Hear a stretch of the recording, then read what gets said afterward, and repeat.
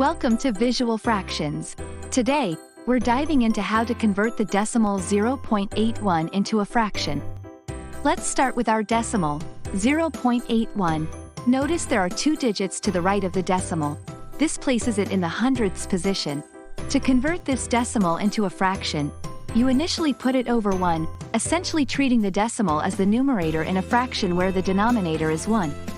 This sets up the conversion process where we multiply both the numerator, the decimal, and the denominator, 1, by 100 because there are two decimal places.